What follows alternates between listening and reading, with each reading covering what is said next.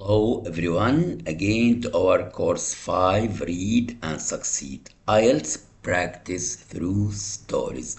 Now we are in lesson 46, chapter 16, lesson 46 of Oliver Twist.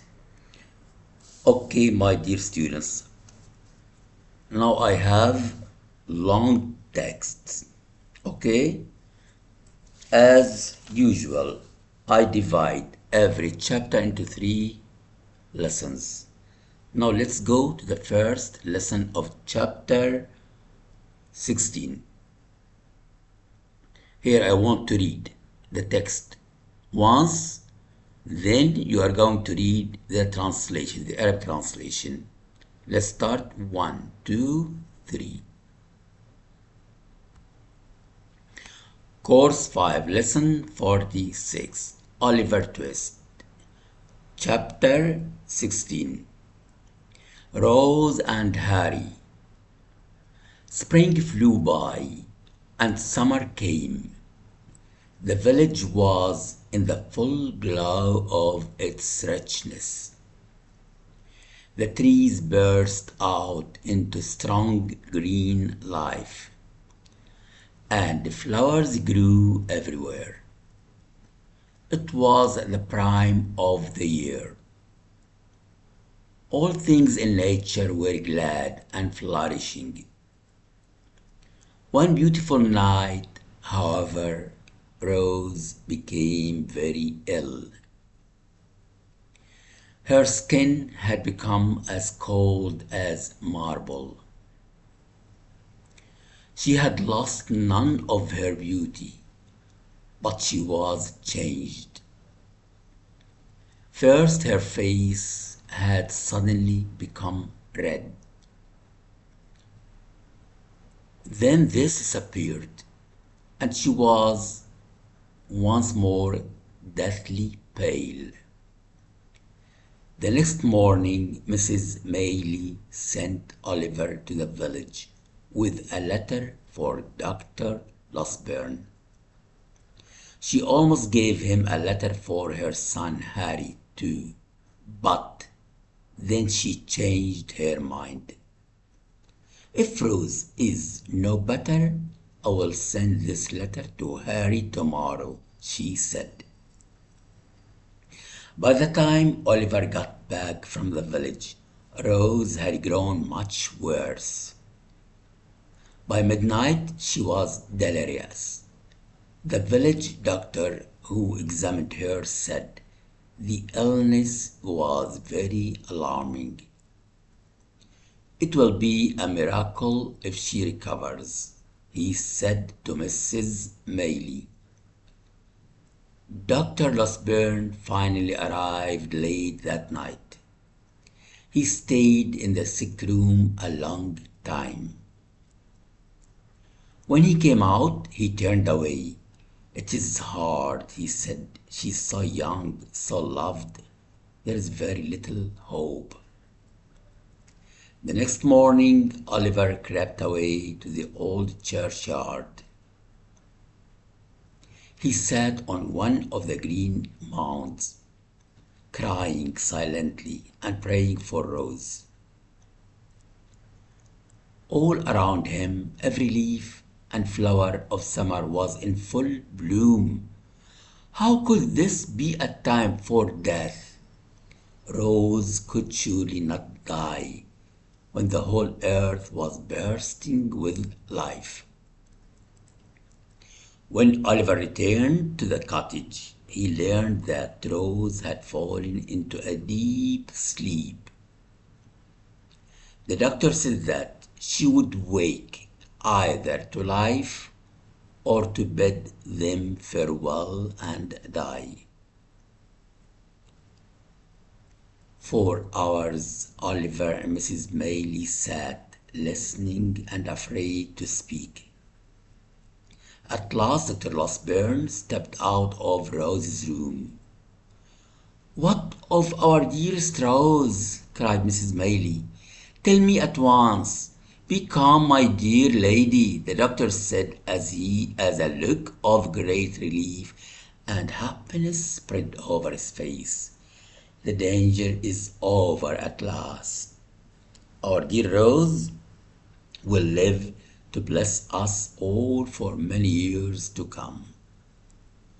Poor old Mrs. Maylie, her slight energy had supported her for many long days, yet now it left her all at once, and she sank into the friendly arms of Dr. Losberne and Oliver. That night Harry Maylie arrived. He was a handsome young man of about 25. His meeting with his mother was full of warm emotion on both sides. "Oh, mother," he whispered softly, "why didn't you write and send for me sooner?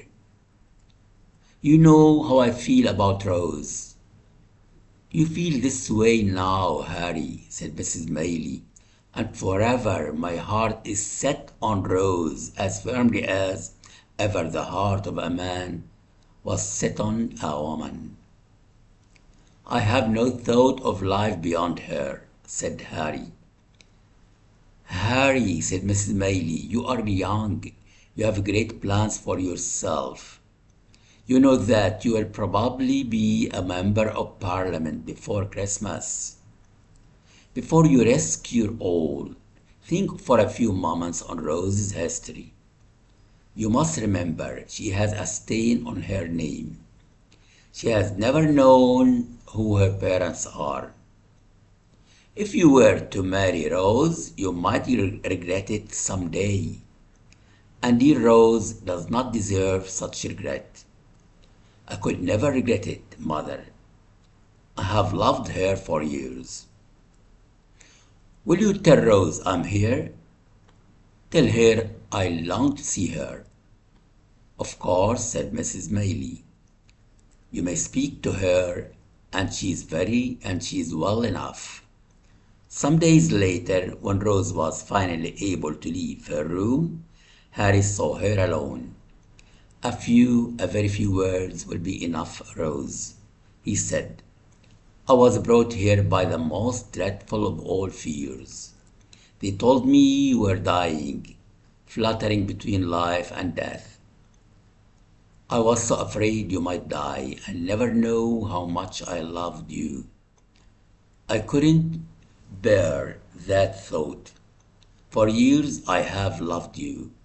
I was trying hard to win my way to fame.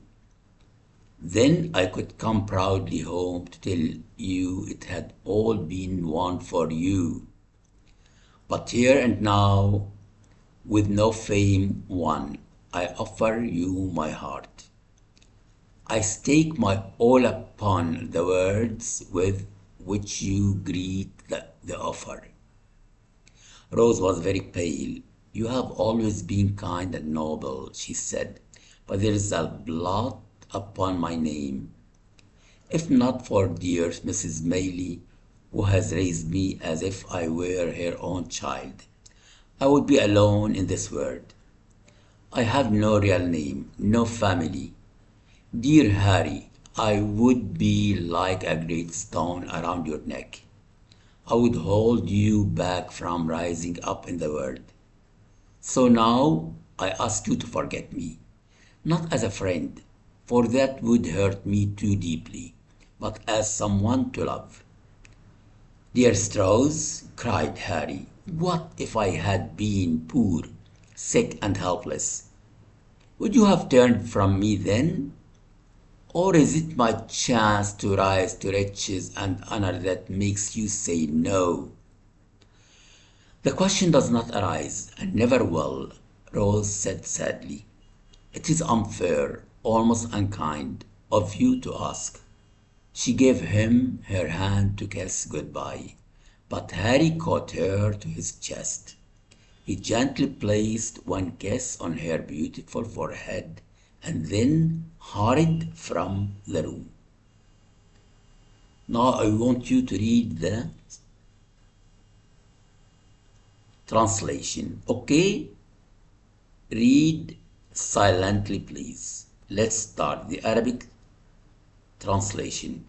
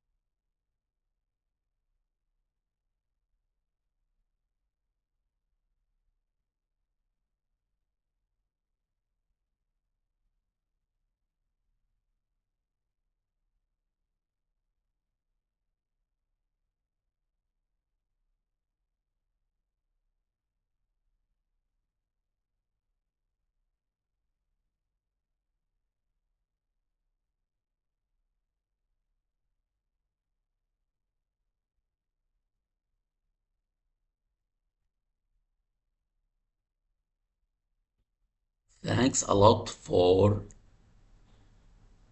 now and goodbye.